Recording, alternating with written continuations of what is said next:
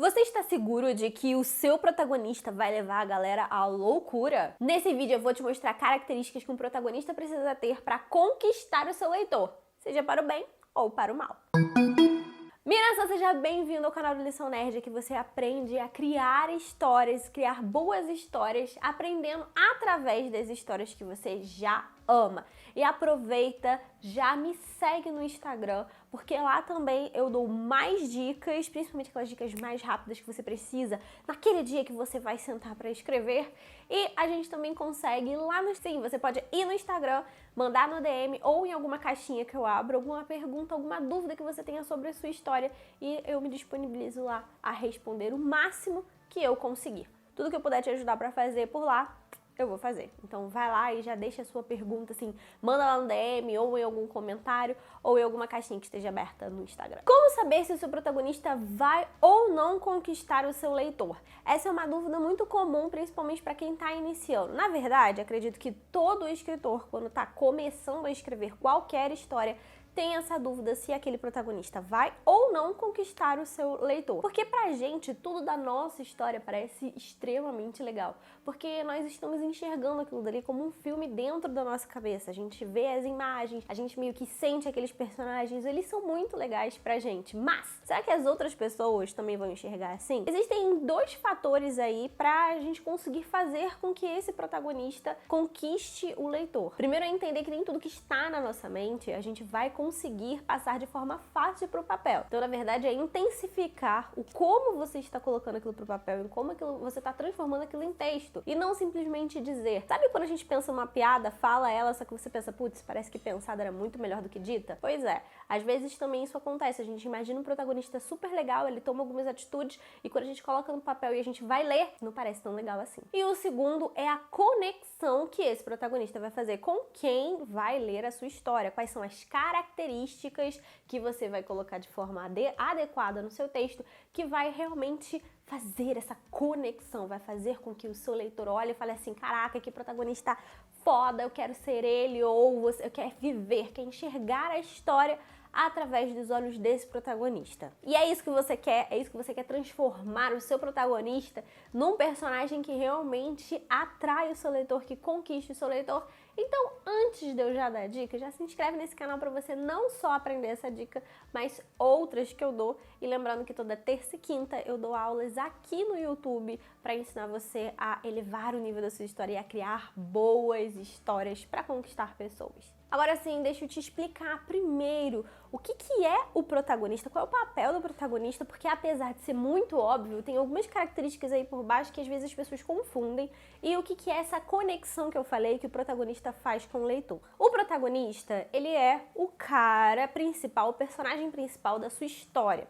O problema é que algumas pessoas confundem o protagonista com alguns personagens principais da história e acaba meio que confundindo quem é o protagonista e quem é o outro personagem que ele às vezes é tão bom quanto o protagonista. O personagem protagonista não precisa ser o personagem mais forte ou mais inteligente ou que tem as melhores qualidades dentro daquele universo. Muito pelo contrário, o próprio protagonista pode sim, na verdade, ser a pessoa mais falha e ser ajudada por esses outros personagens que estão nessa caminhada, nessa jornada com ele. O problema é quando o autor dá tanta importância e faz toda a história girar em torno de outro personagem que não seja o protagonista. Diversas histórias, e principalmente se a gente pensar nos animes shounens, usam essa coisa de o protagonista é o fraco que quer ser o herói, como em Boku no Hero a gente tem o Midoriya que quer ser o herói número 1, está aí no caminho de ser o herói número 1, mas ele começou sendo o cara lá que nem tinha poderes para ser um herói. E aí precisou da ajuda de diversas outras pessoas, outros heróis em volta, para trilhar essa jornada dele. Existem outros personagens que são muito mais fortes do que ele, e as pessoas até reclamam, nossa, mas é da hora, é protagonista, deveria ser mais forte, blá blá. Mas esse é a principal característica desse personagem. Ele é um personagem fraco que está tentando a todo custo correr atrás dos seus sonhos, mesmo com as suas fraquezas. Porém, toda a história, todo o restante da história gira sim em torno dele. É como se a história fosse o sistema solar e o protagonista fosse o Sol daquele sistema solar. Tudo gira, todos os planetas giram em torno dele. Então, tudo que uns mais próximos, né, uns mais longe, mas toda a história, toda a trama gira em torno dele. Eu posso dar exemplos aqui, além do Midoriya, como Harry Potter. Nós temos o Harry, temos outras pessoas muito mais poderosas e carismáticas até, só que ainda assim toda a história acaba se voltando para ele, porque ele é o protagonista. Não importa se de repente a Hermione é mais inteligente, não importa se a gente tem outro bruxo lá dentro que seja mais poderoso. Tudo gira em torno do Harry. E em Naruto também, não importa se Kakashi seja mais poderoso, se o Sasuke seja mais habilidoso, ainda assim tudo gira em torno do Naruto, porque ele é o protagonista. Vamos salientar que existe uma diferença entre você entender que ele é o protagonista e que tudo gira em torno dele, usar a força do protagonismo para salvar ele de todas as coisas. Aí isso não é legal. O protagonista também tem que sofrer, o protagonista também precisa. Eu gosto muito do exemplo do Some Yukihira, que é um anime de culinária, onde o protagonista, ele sofre tanto quanto os outros personagens. Ele não é o mais forte, mas ainda assim, toda a história no final aponta pra ele, né? Qualquer cena, mesmo que seja em paralelo, no final aponta pra ele.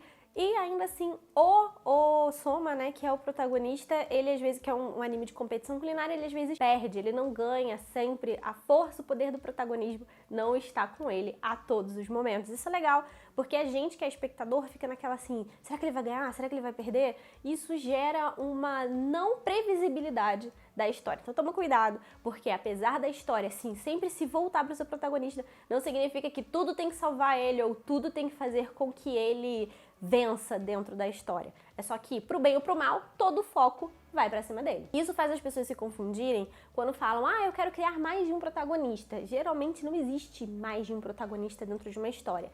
Depende do tipo de história que você está tentando conduzir.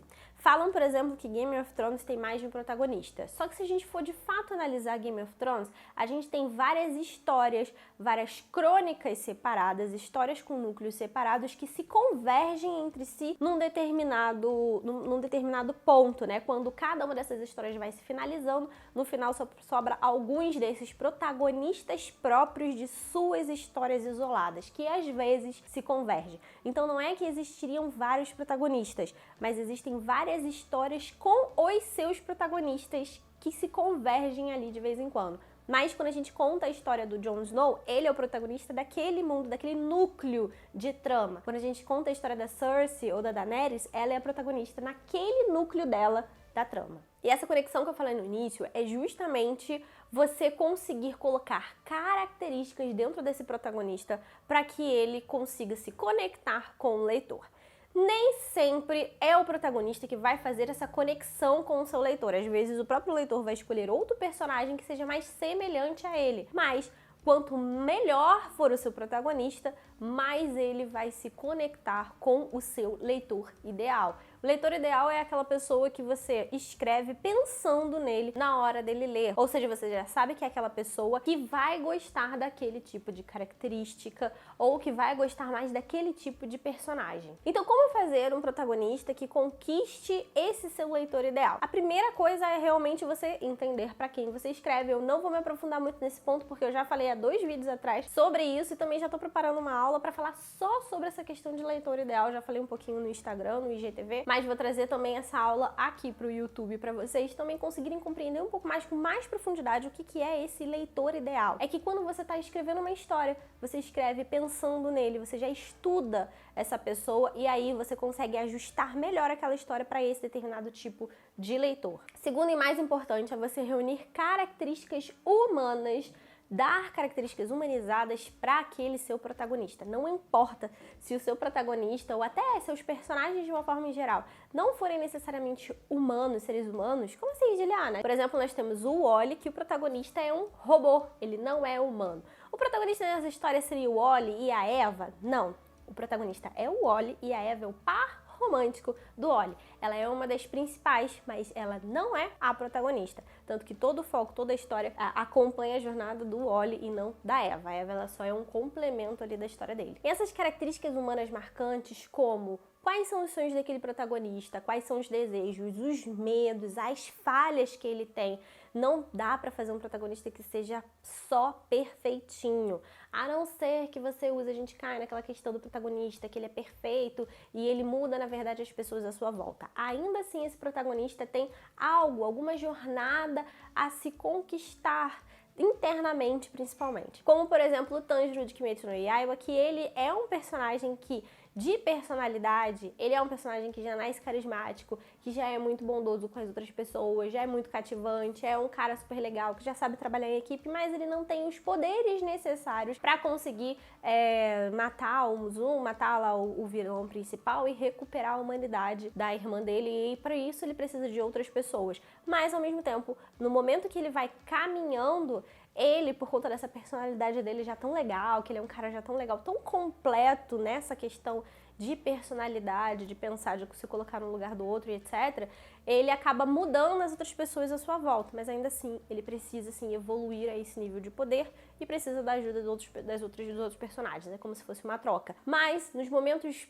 mais tensos da história, ele demonstra humanidade quando ele tem medo, seja medo pela própria vida ou pela vida das pessoas que estão à volta dele. Seria muito estranho se, além dele ser essa pessoa tão perfeitinha, tão legalzinha, que é muito difícil da gente ser no dia a dia, o Tanjiro, ele não fica chateado com ninguém, não leva mágoa de nada, nem dos Onis, isso é muito distante da gente, mas o que aproxima um pouco é justamente esse medo que ele tem de falhar. E vamos lá, quem de nós, seres humanos, já não passou por uma vez na vida sequer esse medo de falhar? O medo de subir no palco e falar com muitas pessoas, medo até de ligar a câmera e falar com vocês aí do outro lado, e ai, será que vai dar certo, será que não vai? Esse medo, essa insegurança que o Tanjiro às vezes coloca, traz ele um pouco mais perto da gente. Colocar características humanas no seu personagem é isso, é trazer esse seu protagonista mais perto. Ele já vai ser o centro das atenções da trama, então ele não pode ser perfeito demais, porque fica muito distante da realidade do seu leitor. E é isso que faz ele se distanciar ou aproximar. É isso que faz a conexão acontecer. Quanto mais características próximas do que o seu leitor ideal é, mais match ali nos dois eles vão dar. E aí vai ser perfeito, porque aí o seu leitor vai querer enxergar e ler a história através dos olhos desse seu protagonista. Se você já gostou dessas duas dicas, não esquece de curtir esse vídeo, é muito rápido e me ajuda a levar esse vídeo para outras pessoas, porque aí o YouTube entende que realmente essa informação é relevante e acaba mostrando para outras pessoas que também querem criar história. Então já vai lá, já dá o like, ajuda. E óbvio, se possível, e você tem um grupo aí de colegas que já escreve junto com você, ou você tem algum amigo que já gosta de escrever, você sabe disso, já compartilha esse conteúdo com ele para que esse vídeo possa ajudar ele também. Terceiro ponto, dê um objetivo claro para o seu protagonista.